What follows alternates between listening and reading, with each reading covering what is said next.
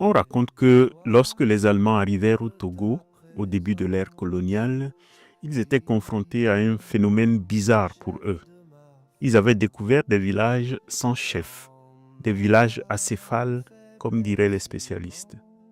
Mais comme ils avaient besoin d'un chef comme interlocuteur, il leur arrivait donc de désigner quelqu'un au hasard, de le nommer chef. On les appelait les Yovofia, le chef du blanc, et de lui donner le pouvoir de représenter le village auprès de l'administration coloniale, au grand étonnement des villageois et peut-être du Yovofia lui-même. Mais quand ça lui montait à la tête et que le Yovofia commençait à faire le malin, la stratégie de résistance dans certains villages était la suivante.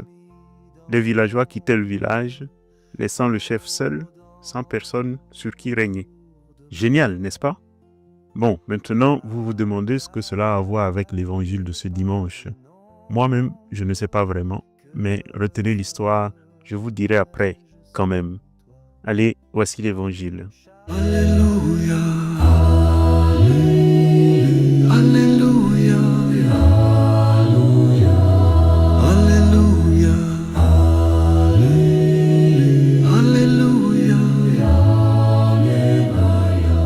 Luc, chapitre 10, versets 1 à 20. En ce temps-là, parmi les disciples, le Seigneur en désigna encore 72 et les envoya 2 par 2 en avant de lui en toute ville et localité où lui-même allait se rendre. Il leur dit, « La moisson est abondante, mais les ouvriers sont peu nombreux. Priez donc le maître de la moisson d'envoyer des ouvriers pour sa moisson. Allez, voici que je vous envoie comme des agneaux au milieu des loups. Ne portez ni bourse, ni sac, ni sandales, ne saluez personne en chemin. Mais dans toute maison où vous entrerez, dites d'abord « paix » à cette maison. S'il y a là un ami de la paix, votre paix ira reposer sur lui. Sinon, elle reviendra sur vous. Restez dans cette maison, mangeant et buvant ce que l'on vous sert, car l'ouvrier mérite son salaire. Ne passez pas de maison en maison. Dans toute ville où vous entrerez et où vous serez accueillis, mangez ce qui vous est présenté. Guérissez les malades qui s'y trouvent et dites-leur, le règne de Dieu s'est approché de vous. Mais dans toute ville où vous entrerez et où vous ne serez pas accueillis, allez sur les places et dites, même la poussière de votre ville collée à nos pieds, nous l'enlevons pour vous la laisser. Toutefois, sachez-le, le règne de Dieu s'est approché. Je vous le déclare, au dernier jour, Sodome sera mieux traitée que cette ville. Les 72 disciples revinrent tout joyeux en disant, « Seigneur, même les démons nous sont soumis en ton nom. » Jésus leur dit, « Je regardais Satan tomber du ciel comme l'éclair. Voici que je vous ai donné le pouvoir d'écraser serpents et scorpions et sur toute puissance de l'ennemi. Absolument rien ne pourra vous nuire. Toutefois, ne vous réjouissez pas parce que les esprits vous sont soumis, mais réjouissez-vous parce que vos noms se trouvent inscrits dans les cieux. » Alléluia, Alléluia, Alléluia. Chaque année, quelque part au début du mois de juillet, comme en ce moment, nous lisons toujours l'évangile de l'envoi des disciples en mission, dans lequel souvent les disciples revenus de la mission sont invités par Jésus à se reposer un peu. Dans Luc chapitre 10, d'où est extrait notre évangile du jour, Jésus amènera ses disciples copieusement déjeuner chez Marthe et Marie. Vous connaissez l'histoire. C'est donc toujours un évangile qui respire un air de vacances. La fin de l'année scolaire, la fin de l'année pastorale, le début de l'été et l'appel au repos et tout le reste. Je vous parie quelque chose, que c'est ce qu'avaient en tête les personnes qui se sont occupées de la distribution des textes que nous lisons à la messe. Chaque année, j'ai donc l'habitude à ce moment de prêcher la même chose. Ne prenez ni sac, entrez dans la maison où l'on vous accueille. L'essentiel des instructions que Jésus donne sont relatives à l'hospitalité. La mission est donc toujours d'abord une façon d'offrir et de demander l'hospitalité au monde. Avouez que si les agneaux envoyés au milieu des loups arrivaient seulement à se faire accueillir sans se faire dévorer, à se faire offrir l'hospitalité sans se faire broyer à vif dents, ça serait déjà un exploit en soi, et ça serait le royaume sur terre. Voilà, me semble-t-il, le cœur de l'affaire. Mais à mon corps défendant, il faut que je renonce à cette piste aujourd'hui parce que, me semble-t-il, dans sa façon de raconter la mission des 72, Luc, tout en reprenant les thèmes habituels, nous emmène sur d'autres territoires. Il y a d'abord sa façon personnelle de commencer l'histoire. La moisson est abondante, mais les ouvriers sont peu nombreux, déclare Jésus. L'image est violente, celle d'un champ surchargé où les tiges menacent de pourrir avant la récolte. La moisson humaine est mûre jusqu'à l'urgence.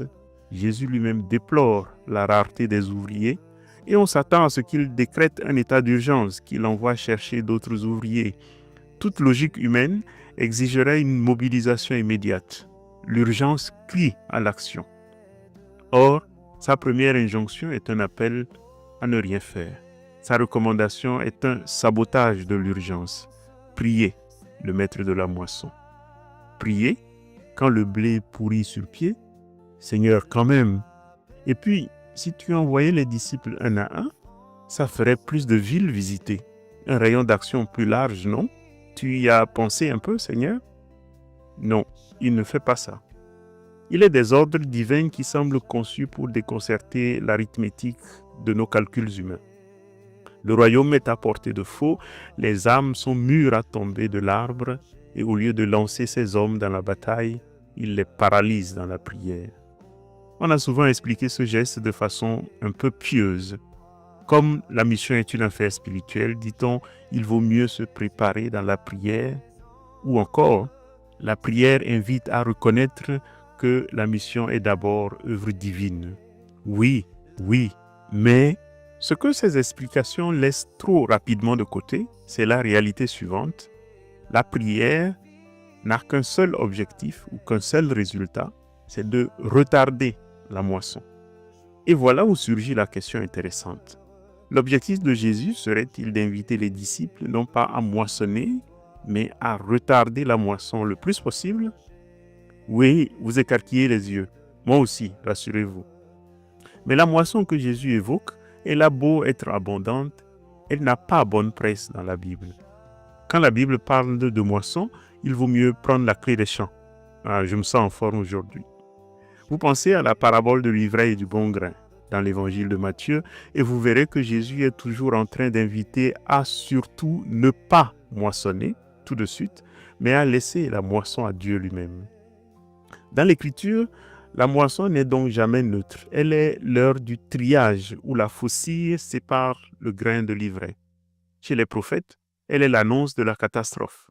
Déployez la faucille quand la moisson est mûre, dit Joël, tandis que le prophète Osée annonce « moissonneuse précède vendangeuse », euphémisme terrible pour décrire ce qui va broyer tout sur son passage.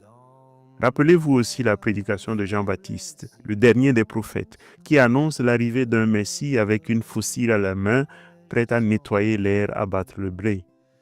Dans la Bible, chez les prophètes et plus encore dans le Nouveau Testament, la moisson représente donc le moment où Dieu sépare définitivement les justes des injustes, comme on sépare le bon grain de l'ivraie ou de la paille. Et Dieu sait combien cette moisson-là est abondante, même de nos jours, et surtout de nos jours. Il nous arrive de rêver, de désirer qu'on fasse ici ou là des purges pour libérer la terre de quelques têtes. Et au lieu d'envoyer ses disciples à cette tâche-là, urgente, Jésus les invite à prier, à temporiser. Et comme je disais, l'effet immédiat de cette recommandation, c'est de retarder la moisson. Retarder la moisson fait donc partie intégrante de la mission des disciples. La prière n'est pas un prélude à la mission, elle est la mission déjà commencée parce qu'elle contribue à retarder la moisson, à retarder le jugement de Dieu. De la même façon que la prière retarde la moisson, de la même manière, la mission a pour rôle essentiel de retarder la moisson. Si vous avez le temps, je vous propose de comparer l'évangile d'aujourd'hui, Luc chapitre 10, à Deutéronome chapitre 20. Là, les villes qui disent non sont attaquées, brûlées, saccagées. Mais ici, les villes qui disent non, on les laisse tranquilles, on leur laisse le temps jusqu'au jugement dernier. Le simple geste qu'on fait, c'est de leur secouer la poussière au nez. Prier, comme partir en mission, c'est peut-être aussi cela. Retenir la main du maître de la moisson. C'est plaider pour un sursis accordé aux villes qui, jusqu'au bout peut-être, feront secouer la poussière des sandales apostoliques comme on jette un affront en répétition. La mission est aussi ce contretemps sacré où l'Église intercède pour que l'heure du compte ne sonne pas encore. Ou comme Abraham devant Sodome, j'en parlais avec l'une d'entre vous cette semaine, elle fait barrage à la faucille divine. L'Église devient ainsi la gardienne d'un sursis, intercédant pour que Ninive ne soit pas fauchée avant le 40e jour.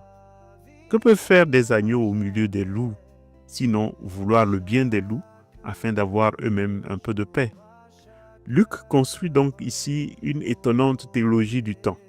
La mission des 72 prolonge la prière initiale.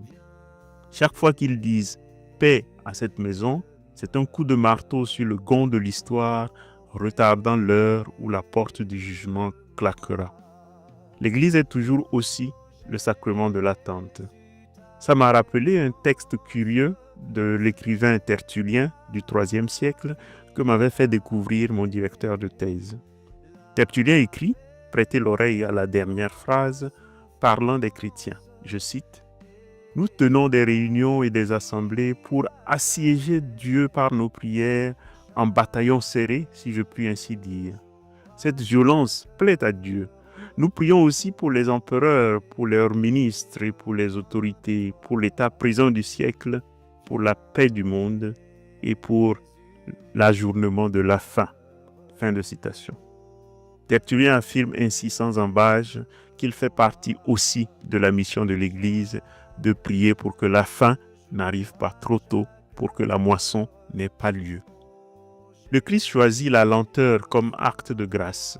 Prier au lieu d'agir, envoyer des binômes au lieu d'envoyer des individus un à un qui auraient pu couvrir un plus large territoire. Faire tout cela, c'est instituer une liturgie de la patience contre nos idolâtries de l'efficacité. Le royaume n'avance pas par la conquête, mais par le renoncement à conquérir. Et là encore, si ma dernière phrase vous fait tiquer, laissez-moi ajouter ceci qui va nous ramener au commencement, à cette affaire des Iuvophia. Car le deuxième détail significatif de la version de Luc, c'est l'histoire de Satan qui tombe du ciel comme un éclair. Une allusion que l'on ne trouve nulle part ailleurs dans la Bible, sauf peut-être dans l'image grandiose d'Apocalypse chapitre 12. Mais voici ce que je pense. Il y a comme une loi secrète qui gouverne les royaumes invisibles. On ne triomphe jamais de l'usurpateur en lui disputant son propre terrain. Balayez la maison, dit Jésus, et le démon ira chercher 7 autres plus forts que lui pour venir y loger. Quand les 72 reviennent, transportés de joie d'avoir soumis les démons, ils se réjouissent d'avoir conquis des territoires sur l'ennemi. Jésus les invite à voir la chose autrement. Il le confirme d'abord. Je voyais Satan tomber du ciel comme l'éclair. Puis il le réoriente. Toutefois, dit-il, toutefois, réjouissez-vous de ce que vos noms sont inscrits dans les cieux. La vraie victoire ne consiste pas à occuper le territoire de Satan, à occuper le champ de bataille de Satan, mais à déserter son territoire de violence, à le laisser là, tout seul à son domaine. La guerre naît toujours du fait qu'on convoite le même territoire. Satan tombe d'un ciel qui n'était pas le sien. Il occupait le territoire de quelqu'un d'autre. Et c'est cela, la guerre, qu'il apporte au monde. Et lorsque les disciples exultent de leur pouvoir sur les démons, ils risquent simplement de reproduire ce geste fatal. Convoiter le territoire spirituel de l'adversaire plutôt que d'habiter leur lieu propre. Et c'est ce lieu propre que Jésus leur désigne, les cieux où leurs noms sont inscrits. Et les cieux, c'est un espace donné, non conquis. C'est une identité reçue, non arrachée. Ce qui fait tomber Satan comme l'éclair, ce n'est pas que les disciples ont réussi à occuper son territoire et à le chasser, mais le fait que les disciples refusent d'entrer dans son jeu. La vraie victoire sur lui consiste à le traiter comme un Iuvophia, à quitter son territoire et à le laisser seul, sans aucun sujet sur qui régner. Renonçant à maudire, renonçant à conquérir, renonçant à s'approprier, les disciples vident sa stratégie de sa substance.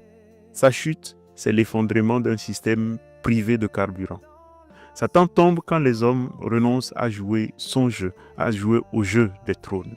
Le ciel s'élargit, le ciel se dilate quand les hommes acceptent d'y être inscrits. Conquérir les territoires de Satan, c'est rester dans son économie de convoitise, mais recevoir son nom au ciel, c'est habiter une identité qui annule tout désir d'appropriation. C'est d'ailleurs pour cette raison, peut-être, que les disciples sont envoyés en mission 2 par 2. Voyez 2 hommes marchant côte à côte sur les chemins poussiéreux de la Judée, sans armes, sans bagages, sans même un bâton pour se défendre. Cette image silencieuse est un démenti de toutes les rivalités terrestres. Avant même que ces 2 hommes n'ouvrent la bouche, leur communion proclame l'essentiel. Leur communion annonce ceci: voyez, bonnes gens, il est possible de partager le chemin sans se le disputer. Leur communion préexiste donc à leur message. Le binôme qu'ils forment est une école d'humilité. C'est une cellule où l'on apprend à dire « ce village n'est pas à moi, cette victoire n'est pas mienne, ce ciel n'est pas mon butin ». L'adversaire voulait sûrement les voir en rivaux, se disputant la gloire d'un miracle, en concurrents mesurant leur zone d'influence, revenant en frères incapables de se réjouir l'un pour l'autre. Mais l'adversaire perd pied quand 2 hommes refusent de jouer ce jeu-là, de jouer au jeu des trônes. Le ciel où leurs noms sont inscrits n'est pas un territoire à partager avec parcimonie, mais un espace infini de communion. Et à la fin du jour, c'est exactement ce que semble leur dire Jésus. Peu importe que les villages aient accueilli ou rejeté leur message, la mission est déjà accomplie s'ils partent 2 à 2 et reviennent 2 à 2, partageant la même joie. S'ils arrivent à faire ça, Satan est déjà tombé.